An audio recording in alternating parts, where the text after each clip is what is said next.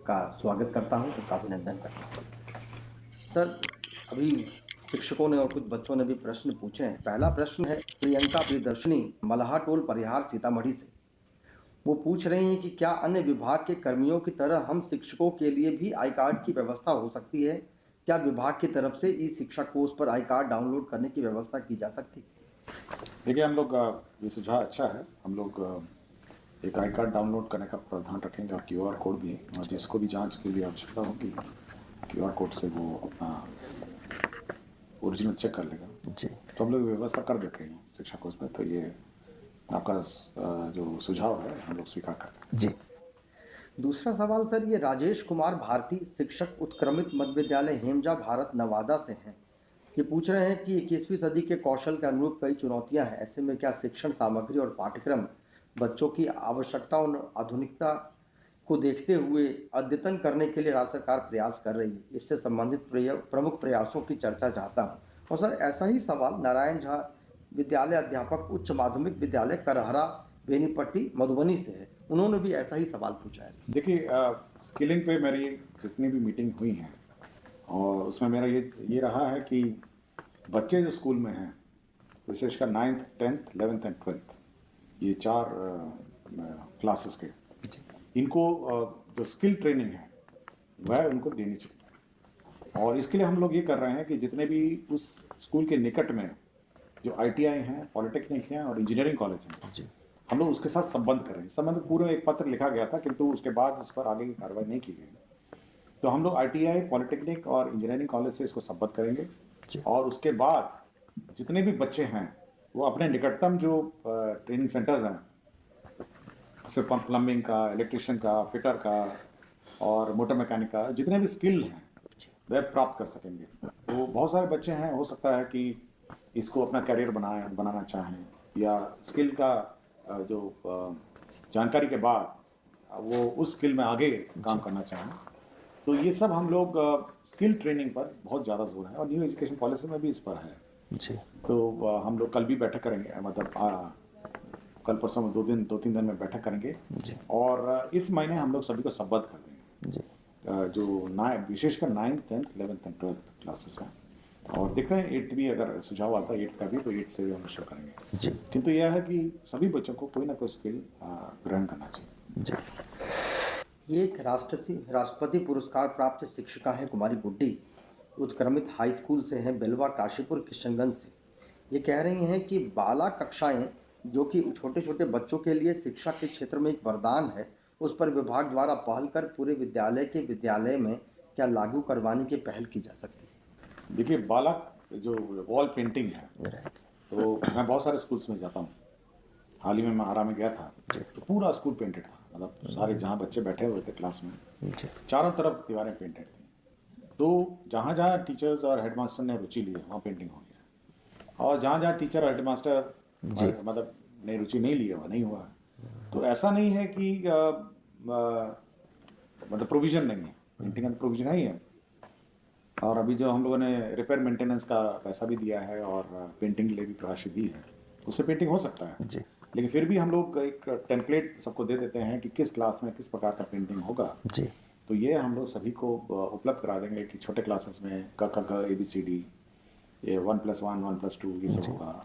Class 2 में क्या painting होना है, क्लास 3 में क्या पेंटिंग होना है, क्लास 4 में क्या पेंटिंग होना है, और क्लास 5 मतलब 5th तक कम से कम जो क्लासरूम्स हैं या स्कूल की दीवारें वो पेंटेड होनी चाहिए। और बहुत सारे मैंने देखा है, अन्य राज्यों में भी मैं गया हूँ, तो जो महाअनुभवों के जो स्लोगन हैं, महात्मा गांधी जी के हैं और विवेकानंद के स्लोगन्स हैं, ये सारे विभिन्न स्कूल के दीवारों पे ये बिल्कुल पेंटेड रहती है। जी तो ये हम लोग कोशिश करेंगे कि एक टेम्पलेट बना के सभी स्कूल को सर्कुलेट करेंगे कि जहाँ जहाँ जगह हो कम से कम ये पेंटिंग करा दें। जी।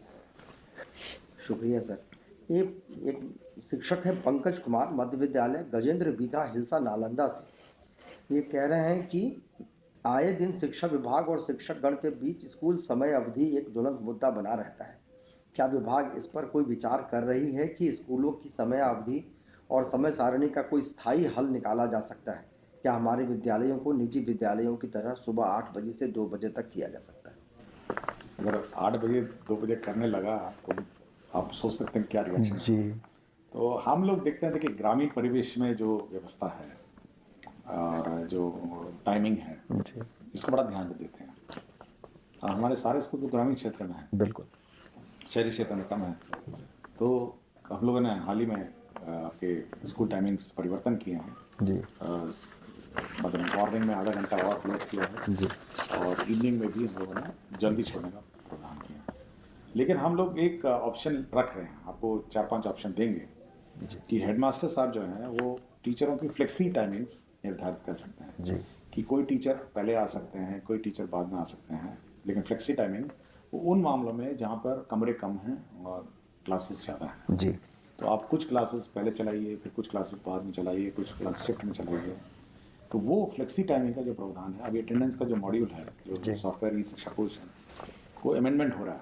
तो उसमें हेडमास्टर हर टीचर का निर्धारित कर सकेगा, ये टीचर 9 बजे से फलाना बजे तक जाएंगे, ये टीचर 8 बजे से फलाना बजे जाएंगे, ये टीचर 10 बजे से फलाना। तो वो स्ट्रैगर्ड टाइम टेबल Right. ये केवल उन्हीं क्लासेस के लिए है जहाँ पे कमरे कम हैं और क्लासेस ज़्यादा हैं। लेकिन जहाँ पे सभी कमरे भी हैं, क्लासेस हैं, मेरे ख्याल से एक रूपता ठीक रहेगी। जी एक पूजा बोस है, प्राथमिक विद्यालय जनकबाग कुलासबाग, कस्बा जिला पूर्णिया से। इनका सवाल है कि क्या सरकार आने वाले समय में पोशाक राशि के बदले पोशाक देने का कार्यक्रम कर सकती है। इस पोशाक के अंतर्गत पेंट, शर्ट, जूता, मोजा, टाई, बेल्ट, यहाँ तक कि सर्दी के मौसम में स्वेटर यानी फुल यूनिफॉर्म लाने की योजना कर सकती है, क्योंकि सरकार की तरफ से सबसे लाभकारी महत्वाकांक्षी योजना हर बच्चों के हाथ में ससमय किताब मिलने की योजना 100% सफल रही है। क्योंकि मैंने ऐसे देखा है कि कुछ बच्चों के माता पिता ऐसा करते नहीं। देखिए, हम लोग चाह रहे हैं कि जैसे प्राइवेट स्कूल में जब नई स्कूल और क्लासेस शुरू हो रही हैं, तो जो पहला दिन है जी उसी पहले दिन में आपको पोशाक, किताबें, किट सब उपलब्ध हो जानी चाहिए, किताबें सब भी। तो अगले वर्ष से हम लोग इस पर योजनाबद्ध तरीके से काम कर रहे हैं। जी हम लोग कोशिश में लगे हैं कि जो पहला डे 1 जिस स्कूल होगा, तो बच्चे नए कपड़ों के साथ, नए पोशाक के साथ, नए क्लास में जा रहे हैं। लेकिन जहाँ तक कपड़े बना के उपलब्ध कराने की बात है, हम लोगों ने बहुत मंथन किया, इस पर बहुत रिसर्च हुआ और बहुत सारे इंस्टीट्यूट्स इसमें लगे रहे। फिर बाद में हम लोगों ने लगा कि नहीं, क्योंकि स्थानीय स्तर पर कपड़े सिलाए जाएं, स्थानीय स्तर पर कपड़े बनाए, जी मतलब बच्चों के नाप से कपड़े बनाए जाए और बच्चे अपने रुचि भी लेंगे कि नया कपड़ा माता पिता सिल के देते हैं। तो हम राशि जो है वो इस बार हम लोग ऐसे समय पे देंगे ताकि आप जो बच्चा नए क्लास में जाएगा, जी तो नए क्लास में वो नए कपड़े, नए किताब, नए बैग, नए पुस्तकें और नई सोच के साथ वो अगला क्लास में जाएगा। जी बहुत शुक्रिया सर। कि अब कुछ बच्चों के सवाल है सर। आराध्या, ईशया और नेहा 6वीं में पढ़ती है, बालक मध्य विद्यालय मुसल्लापुर पटना से है। इनका सवाल है कि स्कूल में खेलने का सामान आता है परंतु हमें खेलने को नहीं मिलता है और स्कूल का बाथरूम साफ नहीं रहता है। प्रधानाध्यापक से शिकायत करने पर जवाब मिलता है खुद साफ करो। देखिए, जहाँ तक खेलने की बात है, सामग्री है, इस बार हम लोगों ने कहा है कि 1 घंटे का क्लास हर रोज निर्धारित होना है। जी उस 1 घंटे में आपको खेलना है, पेंटिंग करना है या फिर डांस करना है बच्चों का, और या फिर अन्य जो करिकुलम है, जी वो 1 घंटे में आपको करने लिखा है ये सब हर रोज है। और ये बिल्कुल हम लोग मॉनिटर करेंगे कि आपने जो टाइम टेबल बनाया है, और ई शिक्षा कोर्स में इसको चढ़ाना भी होगा जी। भविष्य में। अभी व्यवस्था नहीं है, लेकिन भविष्य में ई शिक्षा कोर्स में ये टाइम टेबल भी हम लोग मॉनिटर कर सकेंगे। जी कितने आपने खेलने के समय दिए, कितना म्यूजिक हुआ, कितना डांस हुआ, आर्ट हुआ, कल्चर हुआ। तो हम लोग का है कि जो एजुकेशन है ये बड़ा मतलब समावेशी एजुकेशन हो, जी केवल किताब पढ़ के या किताब का अध्ययन करके एजुकेशन ना हो, बल्कि बच्चे सभी कलाओं में निपुण हो। आर्ट है, क्राफ्ट है, कल्चर है, म्यूजिक है। और जहाँ तक बाथरूम की बात है, हम लोगों ने सभी टीचर्स को ये राशि दी है कि सफाई कर्मी रखे, वो सफाई नियंत्रण ये करें। तो ये शिकायत ज़रूर जगह जगह मिलती है और कभी कभी जो वेतन आगे पीछे हो जाता है जी सैलरी का, उसमें भी ये निरंतरता टूट जाती है। तो हम लोग कोशिश करेंगे कि समय पे ऐसे सफाई कर्मी को वेतन मिले और वो निरंतरण रूप से इस पर काम करें। जी सर। एक कक्षा 8 का छात्र है सुशील कुमार, राम मोहन राय सेमिनरी से है। शिक्षक पढ़ाने की बजाय खुद पढ़ने बोलते हैं और स्वयं दूसरे कामों में व्यस्त हो जाते हैं।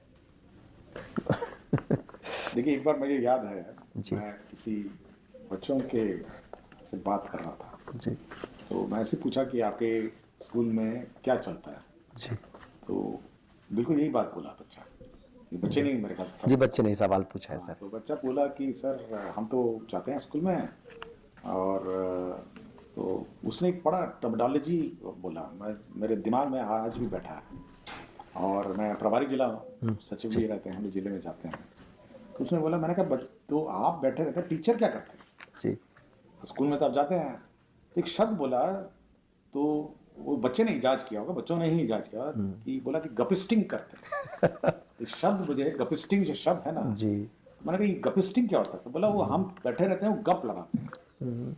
मेरे ख्याल से ये बड़ा आपत्तिजनक है। देखिए बच्चा आता है, बच्चे और माता पिता बड़े उत्साह से आपको बच्चों को भेजते हैं, और जो शिक्षक हैं ये उनका दायित्व है कि वो बच्चे को मतलब शिक्षा दे, उसका भविष्य बनाए। मैं बार बार बोलता हूँ, हर फोरम में बोलता हूँ, बस उसका भविष्य बनाने का काम आपका है। अगर उस समय में आप गपिस्टिंग करेंगे, मोबाइल देखेंगे और इंटरनेट देखने बैठ जाएंगे तो थोड़ा मैं अब ये बहुत कम संख्या है, मैं ये नहीं कहता कि बहुत लोग करते हैं, बट जितने भी टीचर करते हैं ये काम, वो मैं उनका अनुरोध है कि भाई बच्चों को पढ़ाइए जी। और ज़्यादातर मैंने बहुत सारे स्कूल में मैं औचक जाता हूँ, ज़्यादातर स्कूल में बच्चे को टीचर लोग बड़े मेहनत से पढ़ाते हैं जी। बहुत मेहनत लगाते हैं, बट कुछ हैं जो गपिस्टिंग अभी भी।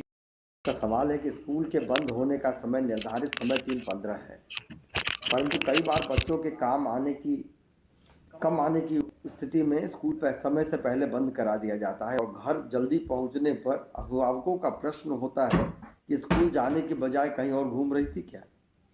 देखिए अभी हम लोगों ने जो अटेंडेंस सिस्टम है, अभी एंट्री अटेंडेंस फोटो के साथ है जी। तो अभी 1 दिसंबर से एग्जिट अटेंडेंस भी फोटो के साथ है जी। मतलब जब आप बाहर स्कूल छोड़ के जाएंगे तब भी आपको फोटो खींचनी होगी जी। तो एंट्री और एग्जिट दोनों मॉनिटर होगा, पहले नहीं था जी। तो हमको बार बार पूछे कि भाई ये मतलब एग्जिट एंट्री जो है वो बिना फोटो के कारण है तो क्या हो रहा है, तो यही शिकायत आया जी। तो इस बार एग्जिट अटेंडेंस भी फोटो के साथ है जी। तो मेरे ख्याल से ये शिकायतें कम हो जाएंगी सर। और समय भी मैंने निर्धारित किया 4 बज गया, 4 बजे है तो अब वो शिकायत नहीं होगी कि जल्दी बच्चे चले जाएं। सर एक सवाल है, शिवानी कुमारी है, 6वीं में पढ़ती है, बालक मध्य विद्यालय मुसहलापुर की है। इसका सवाल है कि शिकायत पेटी में डाले गए शिकायत पत्रों को जांच के दौरान गायब कर दिया जाता है। इसका एक एसओपी बनाएंगे हम लोग जी। और एसओपी बना के इसका हम लोग जी। जो बाल सांसद है, बाल स्टूडेंट कमिटीज़ है, जी। इसको थोड़ा सुदृढ़ करेंगे। सुझाव आया है जी। और ये उनके समक्ष ये लोग कंपाइल करेंगे, फटाफ करेंगे तो ये एक एसओपी इसका बनाना है। मेरी जानकारी में ये एसओपी नहीं है और कैसे इसका डिस्पोजल होगा और कैसे उस पर विचार होगा और फिर बच्चे को कैसे फीडबैक मिलेगा, इसका एक एसओपी हम बनाएंगे। इस सुझाव के लिए मैं धन्यवाद देता हूँ। जी बहुत बहुत शुक्रिया सर, धन्यवाद सर, प्रणाम।